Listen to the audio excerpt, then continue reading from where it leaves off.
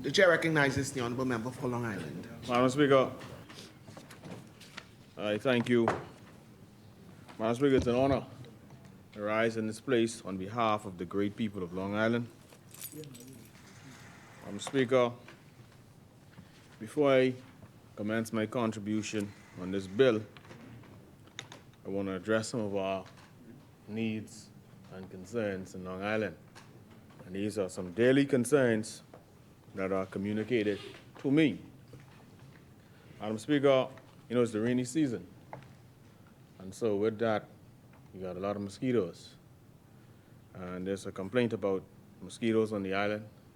And I'm hoping that we can get some spraying done there. However, the Department of Environmental Health, I understand, is challenged with the material to spray.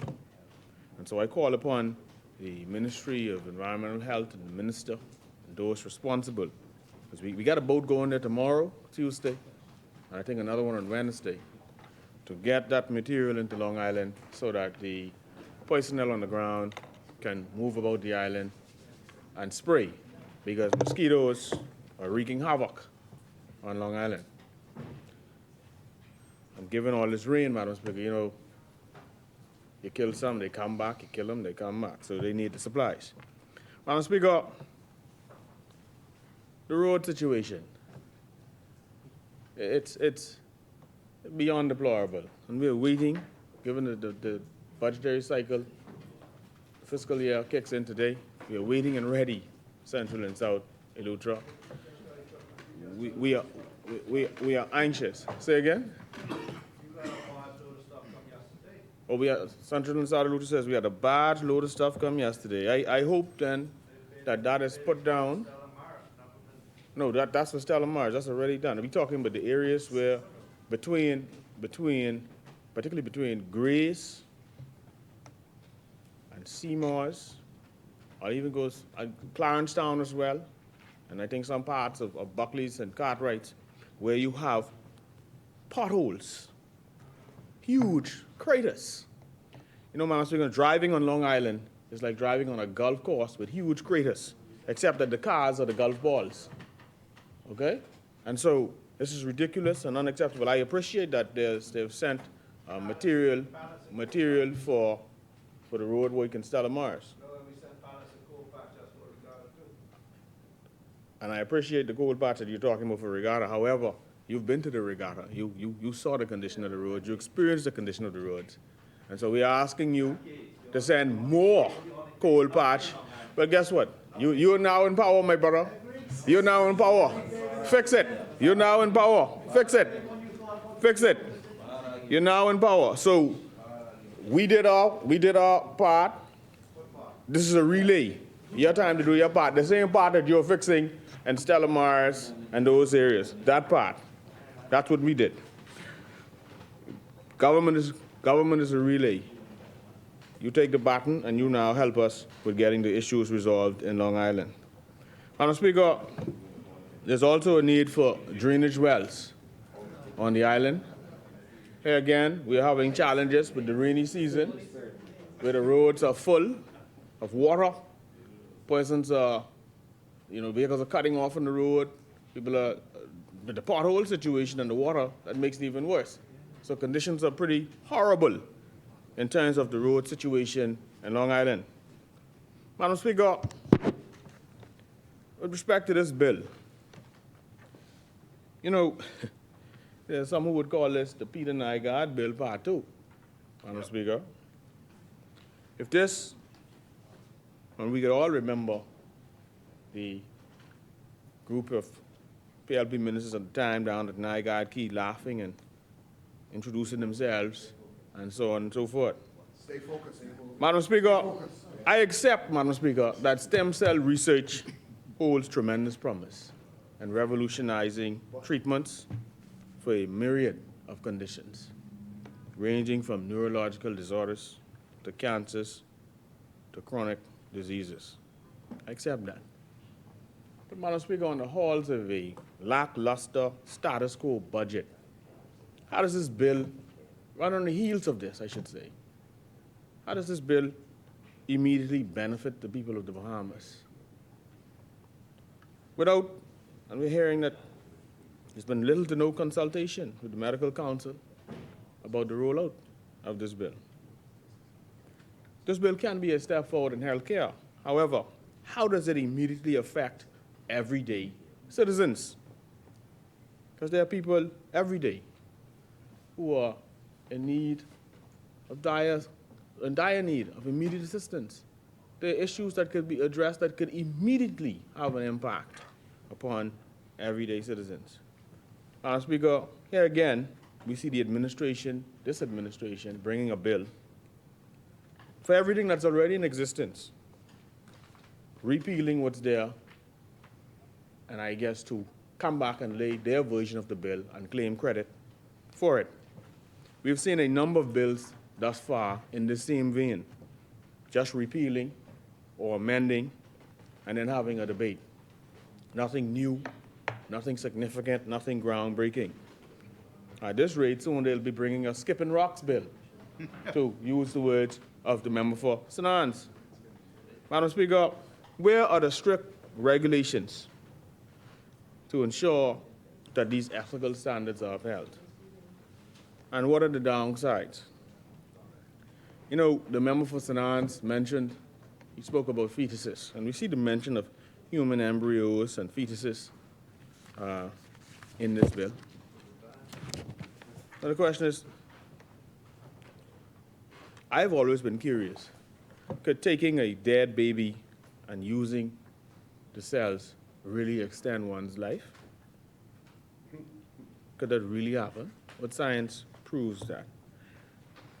And I'm curious, what does PMH currently do with the placenta and umbilical cord from newborn babies? And are they being used for stem cell research? Have permissions been sought from whomever the parents are?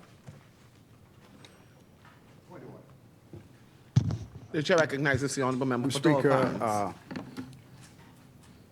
I just want to clarify something for Long Island. When it comes to tissue remains of Bahamian citizens or those who utilize our healthcare services, if the parent want the remain of their child and their placenta, they have the capability to do so. But I assure you that there is no collection of remains of any placenta being collected for research purposes or for regeneration at any of our tertiary healthcare facilities. And if it's being done, it is being done illegally. And if anyone is found in possession or in the attempt to do it, they will be prosecuted by the fullest extent of the law. Do not mix this up by shooting these innuendos all over the place, because the reality is that we run a very clean jurisdiction, and we intend to do so. And there are people who would say many things. I remember years ago they were saying that we were harvesting organs, and the list goes on and on. These are untruths, and I rebuke them. They are definitely not happening legally at any of our healthcare facilities. Thank you, honourable member. Long Island. To shoot in the windows. I mentioned this bill mentions a human embryo and fetus, and I'm happy that the member for Tall Pines has cleared up that no one at any of the hospitals in this country is authorized to take the placenta and umbilical cord of any newborn baby or any remains. Because I wasn't speaking about the remains, I was speaking about the umbilical cord and the placenta. But he has clarified that no one does that, and I hope that is the case. Now, Madam Speaker, depending on the context, we have all heard stories of stem cell therapy. You've heard the stories either as a benchmark or as a cautionary tale.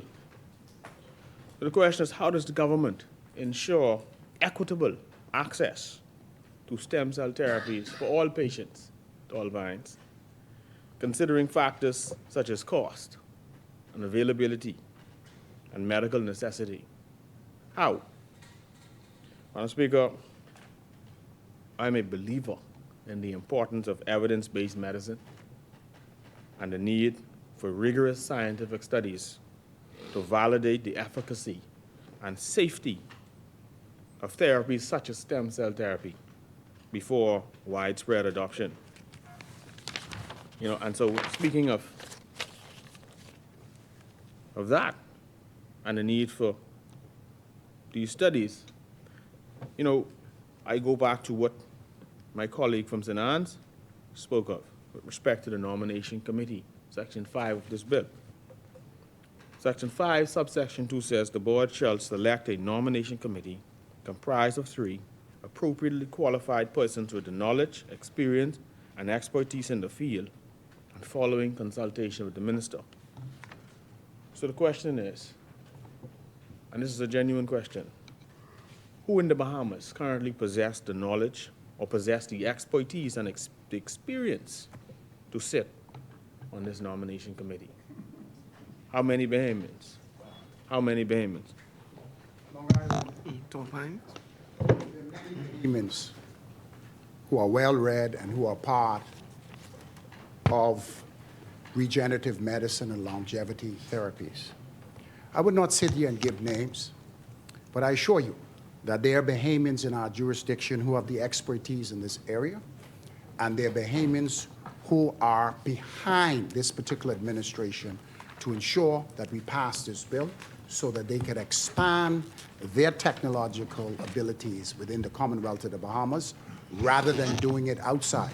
And yes, there are Bahamians outside of our jurisdiction who are part of this industry who want to come home and to utilize their expertise in the country. So with all due respect, there are Bahamians who are involved in this industry, and there are many more Bahamians who want to get involved and who want to have the transference of knowledge, but we need a jurisdiction in our country where it can be accomplished, and this bill leads the way in order for bringing some of this talented Bahamians abroad back home to be leaders in this industry and to benefit financially in the industry and provide these life-changing therapies in country at affordable rates.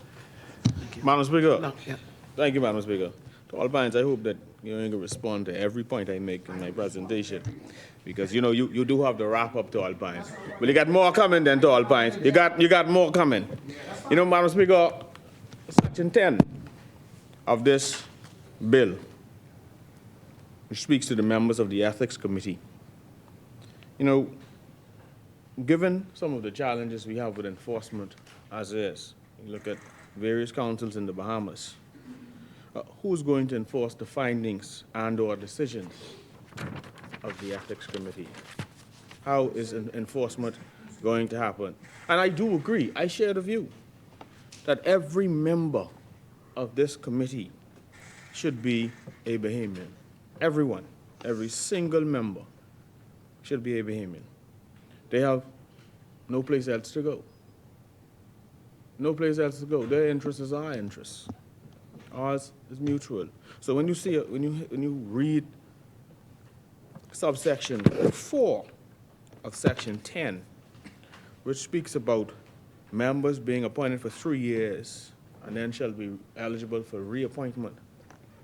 If we are talking about foreign persons coming in here and just being appointed for 3 years and being eligible for reappointment, you're talking about a long time.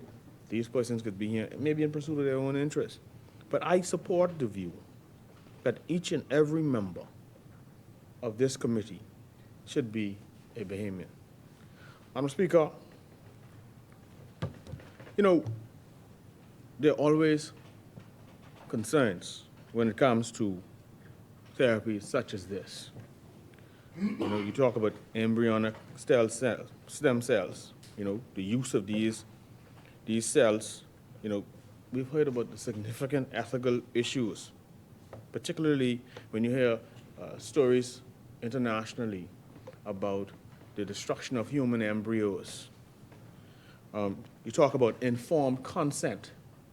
We hear, and I'm sure the member for Tall Pines understands what I'm saying here, where we must ensure that persons fully understand the risk, the benefits, and the experimental nature of some stem cell therapies.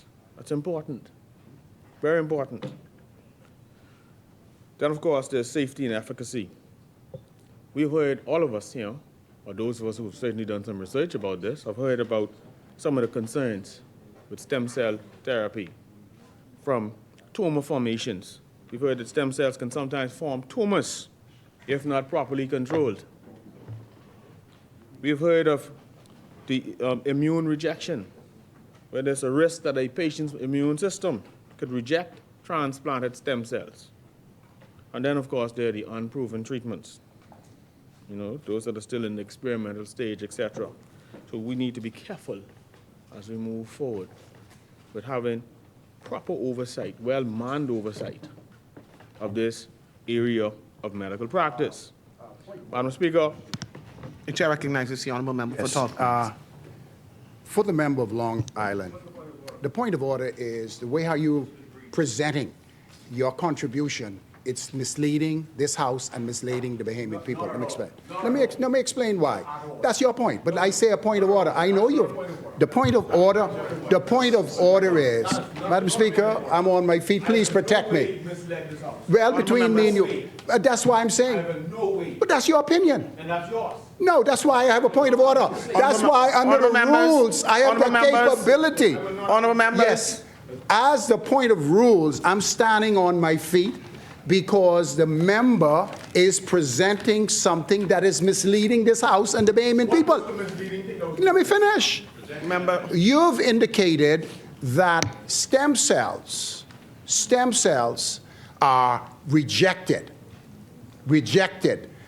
in transplants. And between me and you, he's making it seem as if stem cells cannot be rejected because they can be rejected in many forms of therapies. Do you know that in vaccinations? No, I'm telling you. You're misleading this House. Madam Speaker, I rise with a point of order. This member is misleading the House. Madam Speaker, I will read exactly what I said. I said immune rejection. I said there's a risk that a patient's immune system could reject transplanted stem cells. This happens all the time. Just plug it into Google, okay? This is not the norm, but it happens. A patient's immune system could reject transplanted stem cells. I agree. Same way. I agree. You agree now? I agree. Same No, way, I'm not arguing that. Same way how someone's system I'm not could reject arguing that point. the heart or a liver. The point that I'm arguing is that you're creating the impression. You're creating the impression that because of the components of this bill, we anticipate stem cells to be rejected, and I disagree with that. Thank you, honourable member. The chair recognizes the honourable member for Columbia. Thank you, Madam Speaker. Madam Speaker, this is a very scientific bill. I don't think that's what the member was basically saying. What the member basically saying is, in the human body, anything can be rejected. The immune system can reject anything. I can eat a candy and not to be rejected. I develop an anaphylaxis. So that's all he's saying. What's that? If I may. No. If I may. It's okay to present it in a terms that is a layman terms. But the reality is these are complicated immunological and stem cell therapies, and we cannot water it down and create the impression on our feet that because we're putting this, they're going to be rejected. And that's the kind of projection that I sense that you were trying to go. If I am misled, if I am misinformed, you see, because I think in a particular scientific way. You're moving in a direction, and the member for Canali pointed it out. Between me and you, I wanted to make sure that I made it very clear that the regulatory framework that is outlined in this bill is not that simple. But I now will concede because I don't think you meant any harm with what you said, but the way you said it created the wrong impression, and that's what I'm objecting to. Madam Speaker, thank you, Madam Speaker. I think I was pretty clear. The member for Tall Pines' impression is his impression. Okay, I was very, very clear with what I stated here. And Madam Speaker, I will repeat it for the member for Tall Pines is knowledge. I spoke about immune rejection. I said there is a risk of a patient's immune system rejecting transplanted stem cells. Same as happens with the heart. If there's a heart transplant, a kidney transplant, a liver. This is straight up and down. Okay? There's nothing to get touches about in here. Madam Speaker, you know, we talk about the technical hurdles as it relates to stem cell research. And one of the things we have to be concerned with is to ensure that, you know, that stem cells differentiate when you look at the desired cell type without forming unwanted cell types. That's a technical challenge. I spoke earlier about tumors being formed, you know, and this is easy research. And then, of course, here we are at the legislation and regulatory stage. And so we have challenges. One of the challenges we will have, as I mentioned earlier, is enforcement. Who is going to enforce the findings of the Ethics Committee? My colleague from St. Anne's mentioned earlier the fact that there is no limitation on the amount of shops that could be set up. And when I say shops, I use that casually. That could be set up to say they're doing stem cell research, stem cell therapy in this country. Okay, and we're all curious to see what the regulations would look like. That's a fact. You know, when it comes to this therapy, longevity and regenerative therapies, across the world, there are issues of patenting issues. How do we in the Bahamas navigate the intellectual property landscape, you know, which includes patents on stem cell lines and techniques, which can be challenging, and they can hinder research and development. How do we navigate that? And as I spoke about earlier, with respect to enforcement and monitoring compliance, we need robust monitoring and enforcement mechanisms. My colleague is right. That's the reality. Around the world, Madam Speaker, we hear stories of unlicensed clinics operating, not only in the stem cell therapy arena, but in various other spheres of medical practice.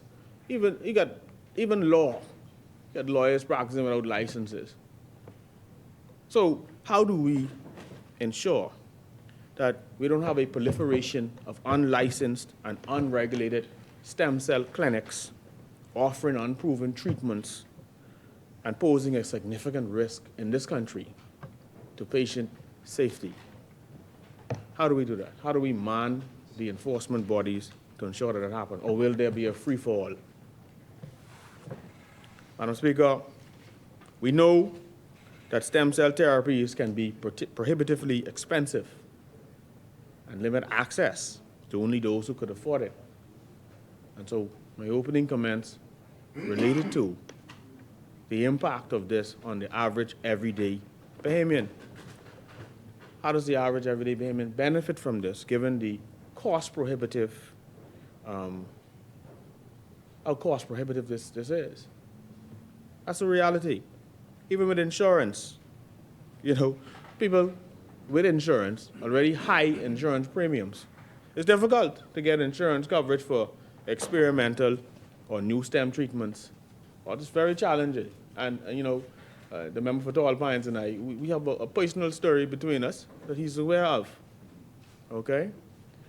Where insurance companies, you know, you pay every month, but when it's time to use it, they start running for the hills and making excuses. And when it comes to the experimental therapies, even medicine from countries that have sanctions, Madam Speaker, insurance companies won't cover it. And the member for Tall Pines can attest to this. You get medicine coming out of places like Russia, for example. That won't be covered. So how do we reconcile stem cell therapy in the Bahamas with the insurance companies and coverage for the same? And then, of course, Madam Speaker, there's public perception. Public perception. You got public misconceptions and misinformation about the capabilities of stem cell therapy. And you also have it about the risk. So where's the public education campaign? How do we manage the expectations, the hype versus the reality? You know, we must manage public expectations to reflect the current state of science and the realistic potential of stem cell therapies. This is very crucial going forward. And in setting up, like I said earlier, any ethical framework or ethical guidelines, it must be robust. We must ensure that we have transparent and informed transparent and informed consent processes for all patients involved in stem cell therapy, or if an embryo or placenta or umbilical cord is to be used. We must get people's direct consent if this happens in the future. And so, Madam Speaker, as I stated earlier, I believe that, you know, there is some potential as it relates to stem cell therapy. However, it isn't as straightforward as one might think. This is a lot of gray areas with the black and white. Madam Speaker, we must enhance international collaboration if we want to harmonize standards and regulations in the Bahamas with the highest standards abroad, with the highest standards. And so, in that vein, I think we're starting off wrong, because thus far, we don't see any public education campaigns on this matter. Where are the public education campaigns on this matter? I have not heard a single word. I have not heard a single word about it. I haven't even heard a single word since I've been here this morning about anyone launching any educational campaigns to inform the public about the realities and the potential of stem cell therapy. Nothing. And what about the stakeholders? Where are they in all of this? Nowhere, from what I'm seeing. Usually the gallery is full with people who are a part of the stakeholder body. There's no stakeholder representation in the gallery. None. I don't see a doctor. I don't see anyone from the Ministry of Health. I don't see anyone from the Medical Council. I see no one. No one. Madam Speaker. And so, Madam Speaker, has the government engaged the stakeholders? And where are they today? And has the government engaged with patient advocacy groups to ensure patient perspectives are considered in the policy making, particularly as it relates to this particular bill? And you know, the question is, what does the church have to say about it? Now, I go down the middle, but you know, in the Bahamas, we do make reference to the church. And so, I believe, as we move forward, and we look at bills like this, we could stake the passage of this to ensure we have a proper public education campaign, to ensure that we have proper consultation with the various stakeholders and the wider community. And Madam Speaker, on that note, Long Island rests. Thank you, Honourable Member. Asmini?